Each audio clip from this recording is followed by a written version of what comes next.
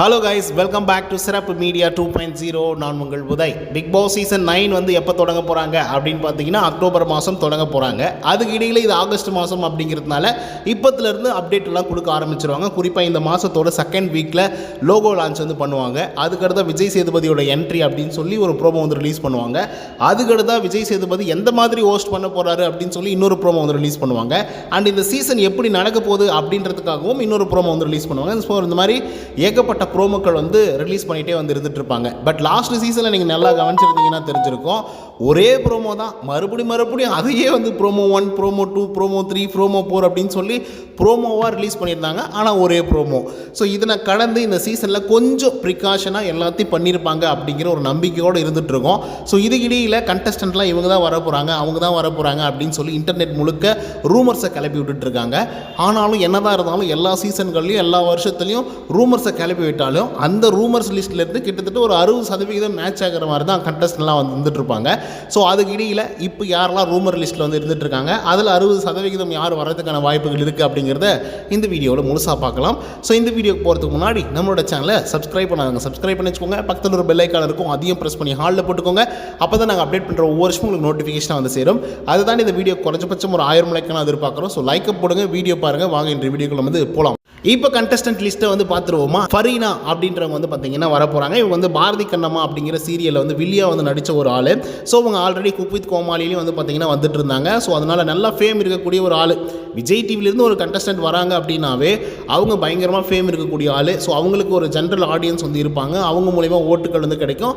குறிப்பிட்டு சொல்லணும் அப்படின்னு பார்த்தீங்கன்னா ஒரு 40லேருந்து 50 நாள் தாராளமாக தாண்டிடுவாங்க. சும்மாவே இருந்தால் கூட அதை தாண்டி அவங்க இருக்கணும் அப்படின்னா ஏதாவது பண்ணால் மட்டும்தான். ஸோ அந்த விதத்தில் ஃபரீனாவுக்கு ஃபேன்ஸ் இருக்காங்க.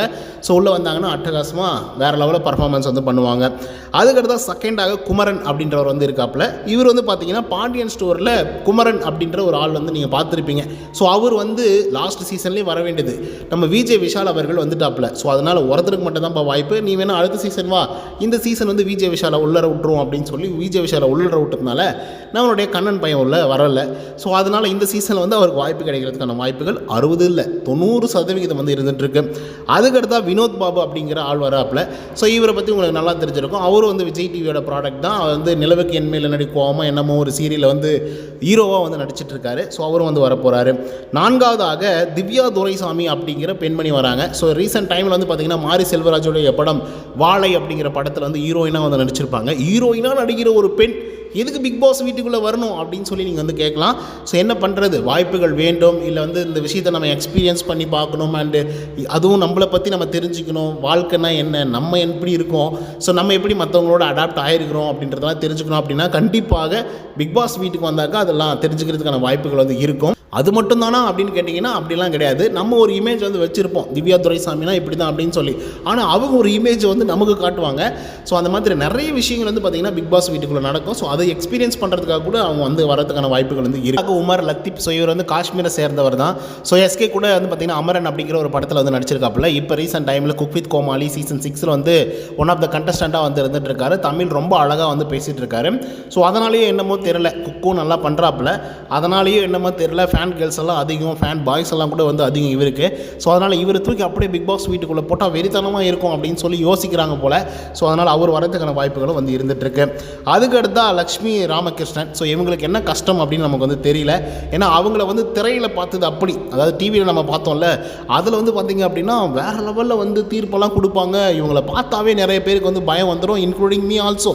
உங்களுக்கு கூட வந்துருவோம்னு நான் நினைக்கிறேன். ஆனாலும் அப்படிப்பட்ட ஒரு ஆள் அவங்க cook with Comali season 6 one of the கண்டஸ்டண்ட்டாக வந்ததே என்னால் இப்போ வரைக்கும் ஏற்றுக்க முடியல. அதனாலே அந்த ஷோவை பார்க்குறதில்ல. ஆனால் அவங்க பிக் பாஸ் வீட்டுக்குள்ளே வரப்போகிறாங்க, அதுவும் சீசன் 9 வந்து வரப்போகிறாங்க அப்படின்னு சொல்கிறத என்னால் சத்தியமாக ஏற்றுக்க முடியல. ஆனால் இன்கேஸ் அவங்க வந்துட்டாங்க அப்படின்னா அந்த சீசனே வெறித்தனமாக இருக்கும் அப்படிங்கிறதுல மாற்றுக்கிறதே கிடையாது. ஏன்னா நிறைய பேருடைய வாழ்க்கையில் தீர்ப்பாக இவங்க வந்து நிறைய விஷயங்கள் வந்து பண்ணியிருக்காங்க. ஸோ அதனால் அவங்களுடைய வாழ்க்கை நிறைய மாறி இருக்குது அப்படின்றதுல மாற்றுக்கிறது இல்லை.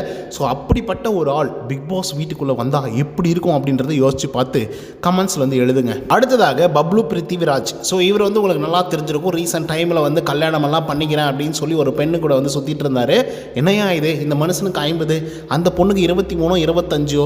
ஸோ அந்த பொண்ணு கூட சுற்றிட்டு இருக்காரு அப்படின்னு சொல்லி பயங்கர கான்ட்ரவர்சியில் மாட்டின ஒரு ஆள். அப்படியெல்லாம் கான்ட்ரவர்சி எல்லாம் பண்ணதுனால இவருக்கு நிறைய படங்களுடைய வாய்ப்புகளும் வந்து கிடைச்சது. அதுக்கப்புறம் அதை நடித்து முடித்தார். அதுக்கப்புறம் பேக் டு த ஃபெமிலியன் மாதிரி எதுவுமே இல்லாமல் வீட்டுக்குள்ளே இருக்கிறதுனால அவரை கூப்பிட்டு வாங்க பிக் பாஸ் வீட்டுக்குள்ளே வாங்க, நீங்கள் வந்தீங்கன்னா நல்லாயிருக்கும் அப்படின்னு சொல்லி அந்த மனுஷனை கூப்பிட்ருக்காங்க. ஸோ அவர் வந்து வர்றதாக ஒத்துருக்காப்புல. ஸோ அதனால் அவர் வரதுக்கான வாய்ப்புகளும் அதிகமாக இருக்குது. அதுக்கு அடுத்ததாக வாட்டர்மெலன் ஸ்டார் திவாகர். ஸோ இந்த மனுஷனை பற்றி பேசுகிறதுக்கு எதுவுமே கிடையாது. ஏன்னா அந்தளவுக்கு ஒஸ்டான கேரக்டரு, ஒஸ்டான பிஹேவியர், ஒஸ்டான ஸ்பீச் அப்படின்னு வந்து சொல்லலாம். ஸோ அப்படிப்பட்ட ஒரு ஆளை வந்து பிக் பாஸ் வீட்டுக்குள்ளே விடுறதே தப்பு அப்படின்னு நினைக்கக்கூடிய ஒரு ஆள் தான். ஆஸ் எ ரிவ்யூவராக அந்த மனுஷன் மட்டும் உள்ளர வந்தால் வச்சு செய்யன்னு வந்து செஞ்சிடுவேன். ஏன்னா சோசியல் மீடியாக்களில் இன்டர்வியூஸில் இந்த ஆள் பேசுகிறதே வந்து சரியில்லை. ஆரம்ப காலகட்டத்தில் நம்மளும் அவருக்கு வந்து ஆதரவு தெரிவிச்சுட்டு தான் இருந்துகிட்டு இருந்தோம். ஒரு சாதாரண மனுஷன், அது மட்டும் இல்லாமல் வந்து டாக்டர் படிச்சிருக்காரு, பிசியோதெரபிஸ்ட்டு. ஸோ அவர் வந்து பார்த்திங்கன்னா அந்த ரீல்ஸ் எல்லாம் பண்ணி அதுக்கு மேலே வந்து கொஞ்சம் கொஞ்சமாக வளர்ந்து படத்திலலாம் நடிக்கிற அளவுக்கு வந்து ஆகியிருக்காரு. ஸோ அப்படிப்பட்ட ஆளுக்கு ஒரு வாய்ப்பு கிடைச்சா நல்லாயிருக்கும் அப்படின்னு சொல்லி நம்ம ஆசைப்பட்டிருக்கோம். எத்தனையோ பேரை வந்து நம்ம பார்த்துருக்கோம். ஏன்னா நம்ம கூடயே இருப்பாங்க, நம்மள மாதிரியே இருப்பாங்க, ரீல்ஸில் பார்த்துருப்போம். ஸோ அவங்களுடைய வாழ்க்கையில் கொஞ்சம் கொஞ்சமாக வளர்ந்து போகும் பொழுது நம்மளே வளர்ந்த மாதிரி ஃபீல் பண்ணுவோம்.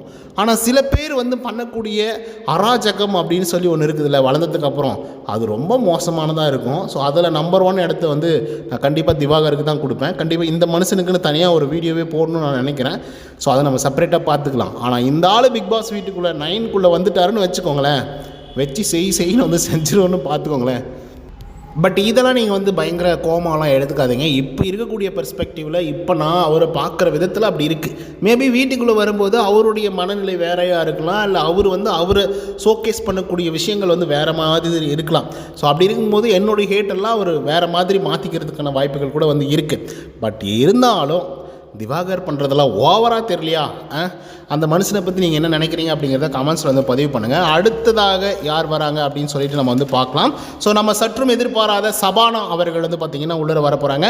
ஸோ இவங்களும் விஜய் டிவியோட ப்ராடக்ட் தான். இவர் லாஸ்ட் சீசன்லேயே வரதாக இருந்தது, பட் வர முடியாமல் போயிடுச்சு. ரீசன் என்ன அப்படின்னு பார்த்தீங்கன்னா, மொக்க மூஞ்சிங்கெல்லாம் தூக்கி உள்ளே போட்டு எப்படியாவது இந்த கேமை வந்து கொஞ்சம் குறைஞ்ச பட்ஜெட்டில் வந்து செஞ்சிடலாம் அப்படின்னு சொல்லி யோசிச்சு தான் சீசன் 8 வந்து தொடங்கினாங்க. பட் என்ன ஆச்சு அப்படின்னு பார்த்தீங்கன்னா, அது அவங்களுக்கே ரிவர்ஸ் ஆகிடுச்சு. ஏன்னா லாஸ்ட் சீசன்லாம் ரொம்ப மோசமான ஒரு சீசன். ஆஸ் எ ரிவ்யூவராக நாங்கள் சொல்கிறோம். முக்கியமான கண்டஸ்டன்ட்லாம் உள்ளார தூக்கி போட்டு கத்தனாலையும் கண்டென்ட் வரல, கதறனாலையும் கண்டென்ட் வரல, என்ன தாண்டா பண்ணுறீங்க அப்படின்னு சொல்லி ஒவ்வொரு கண்டஸ்டன்ட் மட்டும் இல்லாமல் ஒவ்வொரு வியூவர்ஸும் கேட்குற கேள்வி அளவுக்கு வந்து பார்த்திங்கன்னா ஆகிப்போச்சு லாஸ்ட் சீசன்.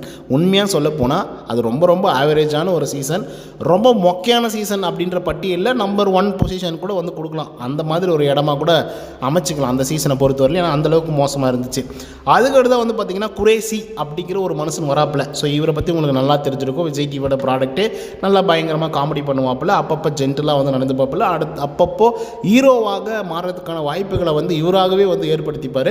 ஸோ அதெல்லாம் நீங்கள் நிறைய இடங்களில் பார்த்துருப்பீங்க. ஸோ அந்த மனுஷன் பிக் பாஸ் வீட்டுக்குள்ளே வந்தால் எப்படி இருக்கும் அப்படிங்கிறத யோசிச்சு கூட பார்க்க முடியல. யோசித்தாலும் அது வேறு மாதிரி தான் நடக்கும். ஏன்னா அந்த வீடு அந்த மாதிரி இவர் யோசித்து நம்ம வந்து யோசிக்கிறோம்ல, அதாவது இவர் வந்து ஒரு காமெடியன், இவர் வந்து காமெடி தான் பண்ண போகிறாரு அப்படின்னு சொல்லி யோசிப்போம். ஆனால் உள்ளே போனதுக்கப்புறம் தான் தெரியும் இந்த மனுஷன் வேறு லெவல் வில்லனாக இருக்கான் அப்படிங்கிற மாதிரி தோணும். இல்லைனா ஐயோ இவன் காமெடியன் கிடையாதுப்பா, நல்ல மனிதன், நல்ல அருமையான ஒரு ஆள், இவன் வந்து காமெடியன் கண்டென்ட் கிடையாது, இவன் வந்து ஹீரோ மெட்டீரியல் அப்படின்லாம் யோசிக்க தோணும். ஸோ அந்த மாதிரி ஒரு இடம் தான் பிக் பாஸ் வீடு. அதுக்கடுத்து வந்து பார்த்திங்கன்னா நக்ஷத்ரா அப்படிங்கிறவங்க உள்ளர வராங்க. ஸோ இவங்களை வந்து நீங்கள் கேள்விப்பட்டிருக்கவே மாட்டீங்க. ஏன் அப்படின்னு பார்த்தீங்கன்னா, இவங்க விஜய் டிவியில் வந்து தமிழும் சரஸ்வதியும் அப்படிங்கிற ஒரு சீரியலில் வந்து நடிச்சிட்டு இருக்காங்க. லாஸ்ட் சீசனில் வரதா சொல்லியிருந்தாங்க, வரலை. பட் இந்த சீசன் அதுக்கான வாய்ப்புகள் வந்து கிடச்சிருக்கு, அதனால் வரதுக்கான வாய்ப்புகளும் இருக்குது. ஹெவி ரெக்கமெண்டேஷனாக தீபக் அவர்கள் வந்து பார்த்திங்கன்னா அந்த சீரியலில் வந்து ஹீரோவாக நடிச்சிருப்பாங்க, இவங்க வந்து ஹீரோயினாக நடிச்சிருப்பாங்க. ஸோ அதனால் ஹெவி ரெக்கமெண்டேஷன், அதனால் அவங்க வரதுக்கான வாய்ப்புகள் அதிகம். அதுக்கடுத்து வந்து பார்த்திங்க அப்படின்னா ரக்ஷன் அவர்கள் வந்து வர்றதாக ஒரு ரூமர் வந்து கிளம்பிட்டுருக்கு. இது உண்மையா அப்படின்னு கேட்டிங்கன்னா உண்மையாக இருக்கலாம். ஏன்னா ரக்ஷன் அவர்களுக்கும் பெருசாக வேலை இல்லை. ரீசெண்ட் டைமில் வந்து ஏதோ ஒரு படத்தில் நடித்தாப்பில் பாருங்கள், பேர் கூட தெரில, அது வந்து பெருசாக போகல, அதனால் பெரிய ரீச்சும் இல்லை.